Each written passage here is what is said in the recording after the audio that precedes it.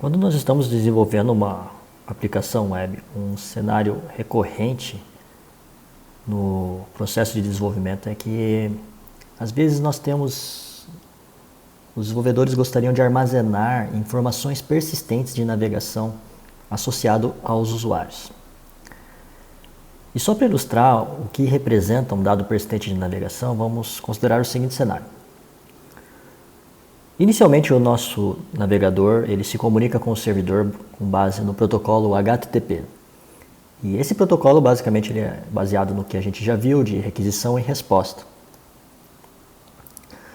O servidor, muitas vezes, ele tem que lidar não apenas com um usuário acessando a aplicação, mas muitas vezes ele tem que lidar com múltiplos usuários, de forma que eu tenho, eventualmente, múltiplos usuários acessando concorrentemente essa aplicação. E isso traz algumas características que vocês já devem ter observado em determinadas aplicações web, que utilizando o protocolo HTTP só com o que nós vimos, a princípio não seriam possíveis de serem implementadas.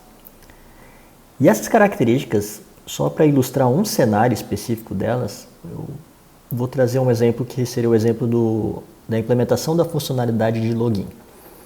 Se vocês considerarem, grande parte das aplicações que vocês utilizam, elas implementam uma funcionalidade de login. E muitas dessas aplicações, dependendo do usuário logado, ele apresenta uma página diferente, um conteúdo direcionado para esse usuário. Então vamos supor nesse nosso exemplo que eu tenho o nosso servidor e eu tenho múltiplos usuários acessando esse nosso servidor. E cada um desses usuários, a princípio, ele teria uma visualização, uma página, um conteúdo HTML específico para ele. Nenhum desses usuários, a princípio, ele teria um conteúdo igual.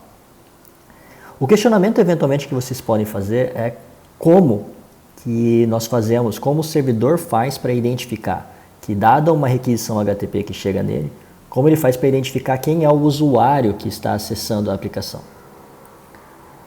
Atualmente, grande parte das aplicações que vocês utilizam, elas implementam como solução técnica para esse tipo de problema duas soluções principais, que são as soluções de cookies e sessions.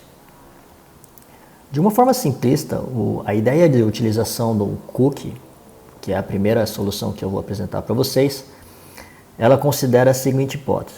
Dado que esses usuários acessam a minha plataforma, eu peço para eles inserirem uma informação de login, que normalmente ela é composta por um usuário e senha. Uma vez que esse usuário ele insira essas informações dentro da minha aplicação, o meu servidor ele notifica o navegador web que esse navegador web ele tem que armazenar uma informação associada a esse login.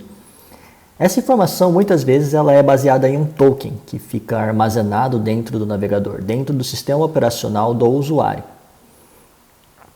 O navegador, por sua vez, ele utiliza esse token e em toda requisição HTTP que ele faz para o servidor, ele envia esse token. Às vezes esse token é um pouco mais elaborado, às vezes um pouco mais simples, e o servidor utiliza essa informação para identificar o usuário.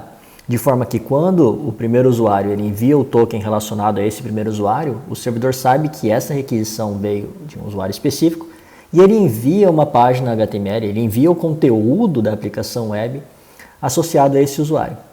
E ele faz isso para todos os usuários que estejam acessando a aplicação.